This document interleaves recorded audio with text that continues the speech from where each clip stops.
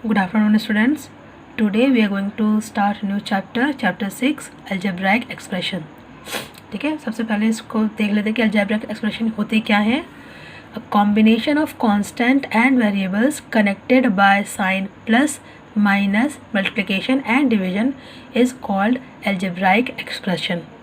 मतलब constant और variables का ऐसा combination जो ये जो सिंबल है हमारे प्लस माइनस मल्टीप्लिकेशन और डिवीजन, इन साइन से एक दूसरे से कनेक्टेड रहते हैं वो कांस्टेंट एंड वेरिएबल्स, उस एक्सप्रेशन को हम कहते हैं एल्जेब्राइक एक्सप्रेशन.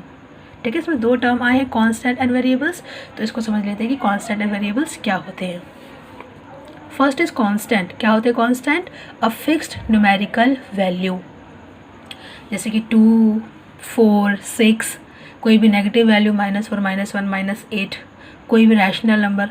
तो जो भी न्यूमेरिकल वैल्यू होती है ना फिक्स्ड, जिसकी हमने कोई भी वैल्यू चेंज नहीं कर सकते, भाई 4 है तो 4 ही रहेगा, -2 है तो -2 ही रहेगा. तो फिक्स्ड न्यूमेरिकल वैल्यू जो भी होती है जिसको चेंज नहीं किया जा सकता वो होते हैं कांस्टेंट्स.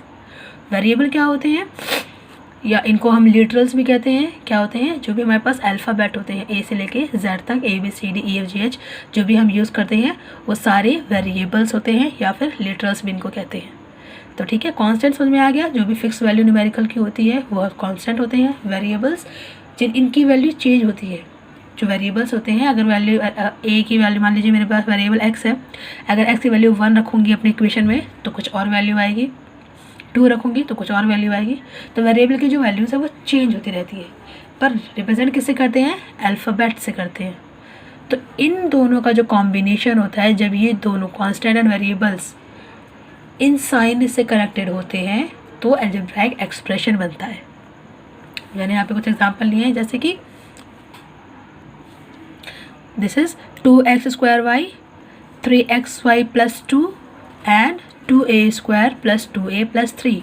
3 एग्जांपल्स लिए हैं मैंने. तो ये तीनों ही हमारे यहाँ क्या दिख रहे हैं, ये भी कांस्टेंट है एंड ये वेरिएबल है. तो इनका जो कॉम्बिनेशन है मल्टीप्लिकेशन से हो रहा है, तो दिस इज एल्जेब्राइक एक्सप्रेशन. यहाँ पर भी हम देख रहे हैं कि यहाँ पर तो जो है मल्टीप्लिकेशन है और यहाँ पर फिर एडिशन दिखा रहा है. हमने दो एक्सप्रेशंस को ऐड किया हुआ है, तो ये हो जाएंगे एल्जेब्राइक एक्सप्रेशंस. यहाँ पर हमारे पास 3 दिख रहे हैं. तो आप यहाँ पे दिख रहा होगा, यहाँ पे कि यहाँ पर तो दिस वन इज, इसको हम कहेंगे 1 टर्म. ठीक है, ये है 1 टर्म. यहाँ पर हम क्या देख रहे हैं कि जो प्लस है, प्लस के इधर भी है, प्लस के इधर भी है, तो ये है 2 टर्म्स. यहाँ पर कितने टर्म हो जाएंगे? 1, 2, 3. तो प्लस या माइनस से जो भी एक्सप्रेशन सेपरेट हो रहा है वो होते हैं टर्म्स. हम ये नहीं कहेंगे कि 2x² y में यहाँ पर 3 टर्म है, 2x और y. नहीं, 2x² y एक टर्म होता है. जहाँ पर भी प्लस आ जाएगा तो फिर वहाँ पे सेपरेट हो जाएगा, या माइनस आ जाएगा तो वहाँ पे टर्म सेपरेट हो जाएंगी. तो इसमें 1 टर्म, इसमें 2 टर्म, इसमें 3 टर्म. तो हमारे टर्म्स के बेस पर जो हमारे एल्जेब्राइक एक्सप्रेशंस हैं इनको डिवाइड किया गया है, या कह लें कि इनके टाइप्स हैं हमारे पास. इनके टर्म्स के बेस पर क्या, कि अगर किसी एल्जेब्राइक एक्सप्रेशन में एक टर्म है तो उसे हम कहते हैं मोनोमियल. ठीक है, मोनो का मतलब होता है 1. अगर किसी एल्जेब्राइक एक्सप्रेशन में सिर्फ एक टर्म है तो वो मोनोमियल. अगर 2 टर्म्स हैं तो बाइनोमियल, और अगर 3 टर्म्स हैं तो ट्राइनोमियल. तो यही है हमारे टाइप्स. अगर एक टर्म है तो मोनोमियल, मोनो का मतलब होता है 1, बाई का मतलब होता है 2, और ट्राई का मतलब होता है 3. तो जिसमें एक टर्म्स मोनोमियल, 2 टर्म्स बाइनोमियल, और 3 टर्म्स तो ट्राइनोमियल. ओके. एक और है, मान लीजिए हमारे पास 3 से अगर ज़्यादा टर्म आ जाती है तो उसे क्या बोलेंगे? उसे हम बोलेंगे polynomial. Terms more than 3 is called polynomial. देखिए, पॉलिनोमियल तो ये भी है, monomial is also a polynomial, binomial is also a polynomial, trinomial is also a polynomial. लेकिन क्या है कि हमारे पास इनके फिक्स नाम है. अगर एक है तो उसको मोनोमियल, इसको बाइनोमियल, इसको ट्राइनोमियल. 3 से ज़्यादा जो भी टर्म है मेरे पास, 4, 5, 6, उनके कोई फिक्स नाम नहीं है, तो उनको सीधा पॉलिनोमियल ही कहा जाएगा. तो ठीक है, these are the types of algebraic expressions. उसके बाद आते हैं फैक्टर्स क्या होते हैं. ठीक है, फैक्टर्स सबसे पहले हमने फैक्टर्स जो है पिछले क्लास में पढ़ा हुआ है, पिछले चैप्टर में पढ़ा हुआ है. फैक्टर्स क्या होते हैं? फैक्टर्स जैसे कि 6 के फैक्टर्स हो गए हमारे पास, 1, 2, 3, 4, ये सब उसके फैक्टर्स होते हैं.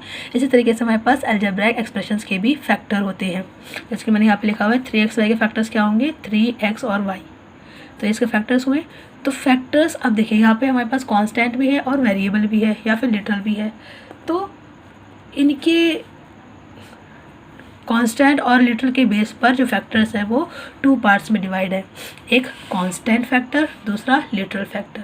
तो कांस्टेंट फैक्टर में कांस्टेंट वैल्यू आती है और लिटरल फैक्टर्स में लिटरल्स वैल्यू आती हैं, यानी वेरिएबल्स आते हैं। जैसे कि 3xy है तो 3xy में कांस्टेंट टर्म हो गया 3 और xy हो जाएगा लिटरल फैक्टर और 3 हो जाएगा कांस्टेंट फैक्टर। ठीक है, इसी तरीके से अगर दूसरा क्वेश्चन लिया जाए 2x² लिया है मैंने जैसे यहाँ पे, तो 2x² में 2 हो जाएगा कांस्टेंट फैक्टर, x² हो जाएगा लिटरल फैक्टर, राइट। और अगर 2/3a² लिया है तो 2/3 कांस्टेंट फैक्टर और a² लिटरल फैक्टर्स। ठीक है, ये 2 टाइप के फैक्टर्स हमारे पास होते हैं। नेक्स्ट आते हैं कोफिशिएंट क्या होते हैं। तो कोफिशिएंट को हम किसी क्वेश्चन से समझते हैं। जैसे मैंने क्वेश्चन ले लिया -7x²yz, तो coefficient is a kind of multiple. ठीक है, अगर हमसे किसी का भी कोफिशिएंट पूछा जा रहा है कि बताइए कोफिशिएंट ऑफ इसमें -x7 का बताइए कि कोफिशिएंट क्या होगा, तो -7 का कोफिशिएंट -7 को हटाकर जितनी भी वैल्यूज़ बचती हैं, चाहे वो कांस्टेंट हो चाहे वो लिटरल हो, जितने भी फैक्टर्स हमारे पास बचते हैं वो सारे उसके कोफिशिएंट होंगे। ठीक है, जिसका भी पूछा जाएगा उसको छोड़कर उस टर्म में जितने भी हमारे पास फैक्टर्स बचते हैं वो सारे उसके कोफिशिएंट होते हैं, जिसका भी जो भी हमसे क्वेश्चन पूछा जाता है। जैसे मैंने यहाँ पे बहुत सारे क्वेश्चन लिखे हैं, एक एक करके समझते हैं। कोफिशिएंट ऑफ -7 मैंने बताया था, तो -7 को छोड़कर क्या बचा, लिटरल फैक्टर्स बचते हैं सारे, x²yz, तो x²yz is the coefficient of -7। ठीक है, अगर x² को कोफिशिएंट पूछा है तो x² को छोड़ के -7yz बचता है, तो x² का कोफिशिएंट हो जाएगा -7yz। ठीक है, y का कोफिशिएंट पूछ रहा है तो y को छोड़ के क्या बचा, -7x²z, तो यही होगा इसका कोफिशिएंट। और x² का पूछ रहा है तो x² को छोड़कर क्या बचता है, -7 और y, तो -7y is the coefficient of x²z। तो जिसका भी हमसे पूछा जाता है उसको छोड़कर उस टर्म में जो भी वैल्यूज़ बचती है, जो भी फैक्टर्स बचते हैं, चाहे वो कांस्टेंट हो चाहे वो लिटरल हो, वो उसके कोफिशिएंट होते हैं। क्लियर। इसके बाद आते हैं like terms and unlike terms. तो लाइक टर्म्स क्या होते हैं, जिस भी 2 या 3 टर्म्स में लिटरल फैक्टर्स सेम है विद सेम डिग्री, यानी अब डिग्री तो सब में ऑब्वियसली बनी होगी, सेम ही होगी, तभी तो वो लाइक होंगे। तो ऐसे टर्म्स जिनमें जो कांस्टेंट फैक्टर है वो सेम होता है। ठीक है, कांस्टेंट फैक्टर को हम लिटरल फैक्टर जो होता है वो सेम होता है। कांस्टेंट फैक्टर कुछ भी हो कोई फ़र्क नहीं पड़ता, हम उसको बिल्कुल भी कंपेयर नहीं करते हैं, जो लिटरल फैक्टर होता है उसकी तरफ ध्यान देते हैं। तो लिटरल फैक्टर सेम होना चाहिए लाइक टर्म्स में, अगर सेम नहीं है तो वो अनलाइक टर्म्स है। जैसे कि -7xy 4xy, तो मैंने बताया था कि लिटरल फैक्टर्स पे देखते हैं तो लिटरल फैक्टर्स पे xy है और इसमें भी 4xy है, तो यानी दीज आर लाइक टर्म्स। यहाँ पे क्या है, this is m and this is n, literal factors ही अलग हैं तो ये अनलाइक टर्म्स। सेम इसमें भी p² QR, इसमें QR p², ऑर्डर चेंज है लेकिन टर्म्स जो हैं, जो फैक्टर्स हैं वो सेम है। ये भी p² QR है, ये भी p² QR है, तो these are like terms. And इधर x²y है ये, और ये xy² है, तो यहाँ पे x की पावर 2 है, यहाँ पे y की पावर 2 है। डिफरेंट हो गए लिटरल फैक्टर्स, यानी कि ये हो गए अनलाइक टर्म्स।